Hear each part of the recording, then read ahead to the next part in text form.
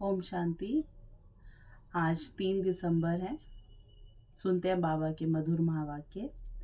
बाबा कहते, मीठे बच्चे, याद की यात्रा में अलबेले मत बनो। याद से ही आत्मा पावन बनेगी।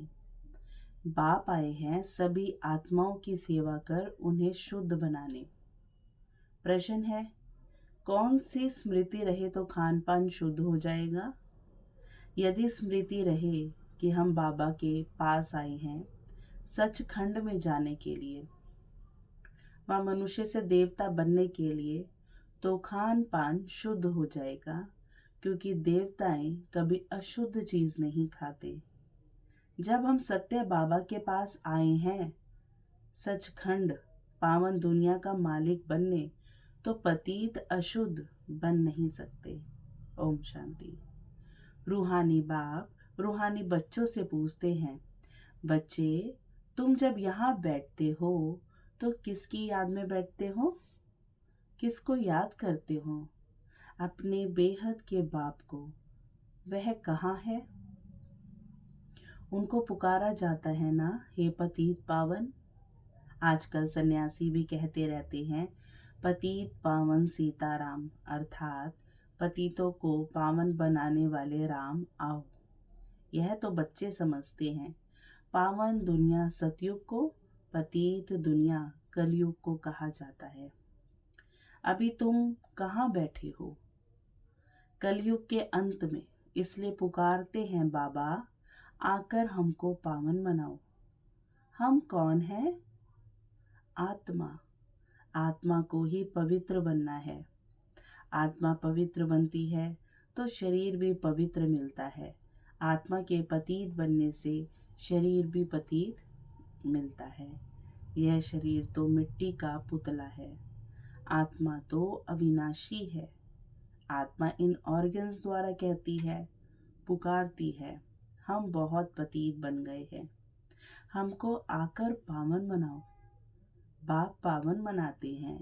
5 विकारों रूपी रावण पतित बनाते हैं।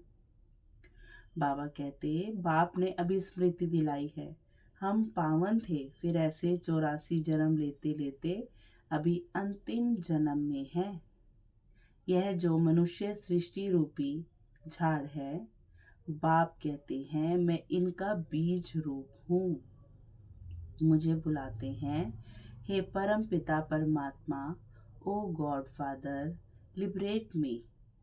हर एक अपने लिए कहते हैं, मुझे छुड़ाओ भी और पंडा बनकर शांति धाम घर ले चलो। सन्यासी आदि भी कहते हैं, स्थायी शांति कैसे मिले? अब शांति धाम तो है घर, जहाँ से आत्माएं पाठ बजाने आती हैं। वहाँ सिर्फ आत्माएं ही हैं, शरीर नहीं है। आत्माएं ना अंग अर्थात शरीर बिगर रहती हैं। नंगे का अर्थ यह नहीं कि कपड़े पहनने बिगर रहना, नहीं। शरीर बिना आत्मा नंगी यानी ना अंग की यानी अशरीरी होती है। बाप कहते, बच्चे, तुम आत्माएं वहाँ मूल वतन में बिगर शरीर रहती हो, उसे निराकारी दुनिया कहा जाता है। बच्चों को सीढ़ी पर समझाया गया है, कैसे हम सीढ़ी नीचे उतरते आए हैं। पूरी 84 जन्म लगे हैं, मैक्सिमम नीचे उतरने में पूरे 84 जन्म लगे हैं। फिर कोई एक जन्म भी लेते हैं। आत्मा ऊपर से आती ही रहती है। अभी बाप कहते हैं, मैं आया हूँ पावन बनाने। शिव बाबा ब्रह्मा द्वारा तुम्हें पढ़ाते हैं। शिव बाबा है आत्माओं का बाप और ब्रह्मा को आदि देव कहते हैं। इस दादा में बाप कैसे आते हैं यह तो बच्चे ही जानते हो। मुझे बुलाते भी हैं, हे पतित पावन आओ। आत्माओं ने इस शरीर द्वारा बुलाया है। मुख्य आत्मा है ना। यह है दुख धाम। यहाँ कलयुग में देखो, बैठे बैठे अचानक मृत्यु हो जाती है। वहाँ ऐसे कोई बीमार ही नहीं होते। नाम ही है स्वर्ग।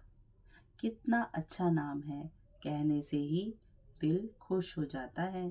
क्रिश्चियन भी कहते हैं, क्राइस्ट से 3000 वर्ष पहले पैराडाइज था। यहाँ भारतवासियों को तो कुछ भी पता नहीं है, क्योंकि उन्होंने सुख बहुत देखा है तो दुख भी बहुत देख रहे हैं। तमो प्रधान बने हैं, 84 जन्म भी इनों के है। आधा कल बाद फिर और धर्म वाले आते हैं। अभी तुम समझते हो आधा कल्प देवी देवताएं थे तो और कोई धर्म नहीं था। फिर त्रेता में जब राम हुआ तो भी इस्लामी बोधि नहीं थे। मनुष्य तो बिल्कुल घोर अंधियारे में है।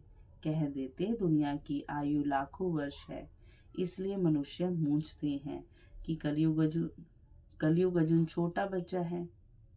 तुम अभी समझते हो कलयुग पूरा हो अभी सतयुग आएगा, इसलिए तुम आए हो बाप से स्वर्ग का वर्षा लेने। तुम सब स्वर्गवासी थे। तुम अभी समझते हो कलयुग पूरा हो अभी सतयुग आएगा, इसलिए तुम आए हो बाप से स्वर्ग का वर्षा लेने। तुम सब स्वर्गवासी थे। बाप आते ही हैं स्वर्ग स्थापन करने। तुम ही स्वर्ग में आते हो, बाकी सब शांति धाम घर चले जाते हैं। वह है स्वीट होम, आत्माएं वहां निवास करती हैं, फिर यहाँ आकर पाठधारी बनते हैं। शरीर बिगड़ तो आत्मा बोल भी ना सके, वहां शरीर न होने कारण आत्माएं शांति में रहती हैं। फिर आधा कल्प है देवी देवताएं, सूर्यवंशी चंद्रवंशी। फिर द्वापर कलयुग में होते हैं मनुष्य। देवताओं का राज्य था, फिर अब वह कहाँ गए किसको पता नहीं। यह नॉलेज भी अभी तुमको बाप से मिलती है और कोई मनुष्य में ये नॉलेज होती नहीं। बाप ही आकर मनुष्य को ये नॉलेज देते हैं, जिससे ही मनुष्य से देवता बनते हैं। तुम यहाँ आए ही हो मनुष्य से देवता बनने के लिए। देवताओं का खान पान अशुद्ध नहीं होता, वे कभी बीड़ी आदि पीते नहीं। यहाँ के पतित मनुष्यों की बात मत पूछो क्या क्या खाते हैं। अब बाप समझाते हैं यह भारत पहले सचखंड था, जरूर सच्चे बाप ने स्थापन किया होगा। बाप को ही ट्रुथ कहा जाता है। बाप ही कहते हैं मैं ही इस भारत को सचखंड बनाता हूँ। तुम सच्चे देवताएं कैसे बन सकते हो वह भी तुमको सिखलाता हूँ। कितने बच्चे यहाँ आते हैं, इसलिए ये मकान आदि बनवाने पड़ते हैं। अंत तक भी बनते रहेंगे, बहुत बनेंगे। मकान खरीद भी करते हैं। शिव बाबा ब्रह्मा द्वारा कार्य करते हैं। ब्रह्मा हो गया सांवरा, क्योंकि ये बहुत जन्मों के अंत का जन्म है ना। यह फिर गोरा बनेगा। कृष्ण का भी चित्र गोरा और सांवरा है ना। बात आत्मा की है। मनुष्य म्यूजियम में बड़े बड़े चित्र आदि अच्छे चित्र हैं, जिस पर तुम किसको अच्छी रीति समझा सकते हो। यहाँ बाबा म्यूजियम नहीं बनवाते हैं, इनको कहा जाता है टावर ऑफ साइलेंस। तुम जानते हो हम शांति धाम अपने घर जाते हैं, हम वहाँ के रहने वाले हैं। फिर यहाँ आकर शरीर ले पाठ बजाते हैं। बच्चों को पहले पहले ये निश्चय होना चाहिए यह कोई साधु संत नहीं पढ़ाते हैं। ये दादा माने ब्रह्मा बाबा तो सिंध का रहने वाला था, परंतु इसमें जो प्रवेश कर बोलते हैं वे है ज्ञान का सागर। उनको कोई जानते ही नहीं। कहते भी हैं गॉड फादर, परंतु कह देते उनका नाम रूप है ही नहीं। वह निराकार है, उनका कोई आकार नहीं है। फिर कह देते हैं वह सर्वव्यापी है। अरे परमात्मा कहाँ है? कहेंगे वह सर्वव्यापी है, सबके अंदर है। अरे हर एक के अंदर आत्मा बैठी है, सब भाई भाई है ना। फिर घट घट में परमात्मा कहाँ से आया? ऐसे नहीं कहेंगे परमात्मा भी है और आत्मा भी है। परमात्मा बाप को बुलाते हैं, बाबा आकर हम पतितों को पावन बनाओ। मुझे तुम बुलाते हो, यह धंधा यह है सेवा करने के लिए। हम सभी को आकर शुद्ध बनाओ। पतित दुनिया में हमको निमंत्रण देते हो, कहते हो बाबा हम पतित हैं। बाप तो पावन दुनिया देखते ही नहीं। पतित दुनिया में ही तुम्हारी सेवा करने के लिए आए हैं। अब यह रावण राज्य विनाश हो जाएगा, बाकी तुम जो राजयोग सीखते हो वे जाकर राजाओं का राजा बनते हो। तुमको अनगिनत बार पढ़ाया है, फिर 5000 वर्ष बाद तुमको ही पढ़ाएंगे। सतयुग त्रेता की राजधानी अब स्थापन हो रही है। पहले है ब्राह्मण कुल, प्रजापिता ब्रह्मा गाया जाता है ना, जिसको एडम आदि देव कहते हैं। ये कोई को पता नहीं है। बहुत है जो यहाँ आकर सुनकर फिर माया के वश हो जाते हैं। पुण्य आत्मा बनते बनते पाप आत्मा बन पड़ते हैं। माया बड़ी जबरदस्त है, सबको पाप आत्मा बना देती है। यहाँ कोई भी पवित्र आत्मा पुण्य आत्मा है नहीं। पवित्र आत्माएं देवी देवता ही थे। जब सभी पतित बन जाते हैं तब बाप को बुलाते हैं। अभी यह है रावण राज्य, पतित दुनिया। इनको कहा जाता है कांटों का जंगल। सत्य को कहा जाता है गार्डन ऑफ फ्लावर्स, फूलों का बगीचा। मुगल गार्डन में कितने फर्स्ट क्लास अच्छे अच्छे फूल होते हैं। अक के भी फूल मिलेंगे, परंतु इसका अर्थ कोई भी समझते नहीं है। शिव के ऊपर अक क्यों चढ़ाते हैं, यह भी बाप बैठ समझाते हैं।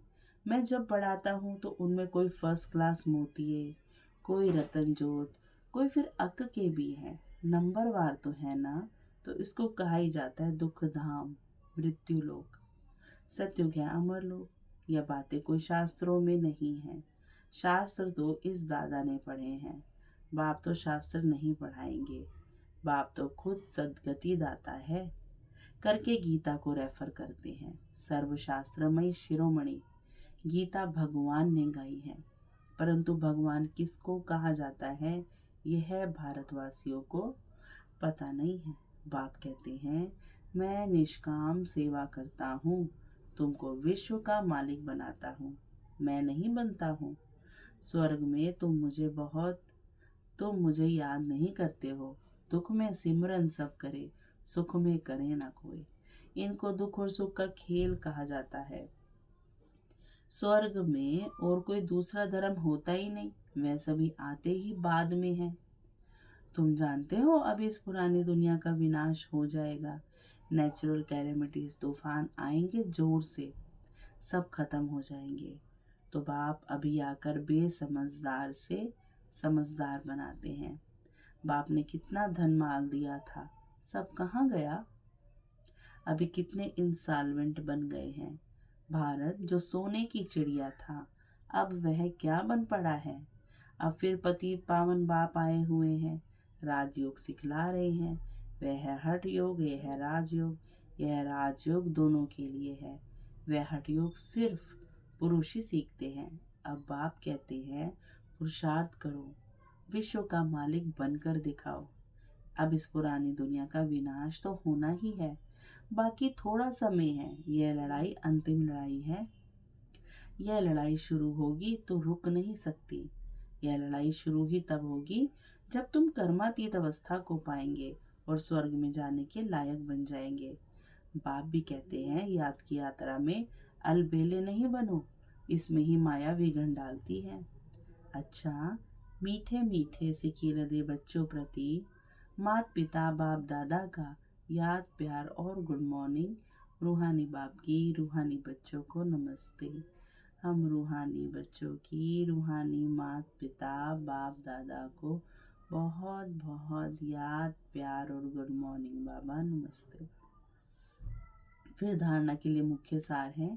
बाप द्वारा अच्छी रीति पढ़कर फर्स्ट क्लास फूल बनना है। कांटों के इस जंगल को फूलों का बगीचा बनाने में बाप को पूरी मदद करनी है। कर्मातीत अवस्था को प्राप्त करने व स्वर्ग में ऊंच पद का अधिकार पाने के लिए याद की यात्रा में तत्पर रहना है, अलबेला नहीं बनना है। वरदान है अपने मस्तक पर सदा बाप की दुआओं का हाथ अनुभव करने वाले मास्टर विघन विनाशक भाव। फील करेंगे 1 मिनट के लिए कि बाबा का हाथ मेरे सर पर है और शिव बाबा अपनी सारी दुआओं से मुझे भरपूर कर रहे हैं।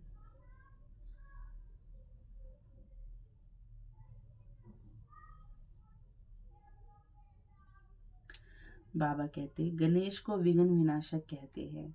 विघ्न विनाशक वही बनते जिनमें सर्व शक्तियां हैं। सर्व शक्तियों को समय प्रमाण कार्य में लगाओ तो विघ्न ठहर नहीं सकते। कितने भी रूप से माया आए, लेकिन आप नॉलेजफुल बनो। नॉलेजफुल आत्मा कभी माया से हार खा नहीं सकती। जब मस्तक पर बाप दादा की दुआओं का हाथ है तो विजय का तिलक लगा हुआ है। परमात्मा हाथ और साथ विघ्न विनाशक बना देता है। स्लोगन है, स्वयं में गुणों को धारण कर दूसरों को गुण दान करने वाले ही गुण मूर्त है। अच्छा, ओम शांति। शुक्रिया मीठे बाबा, शुक्रिया।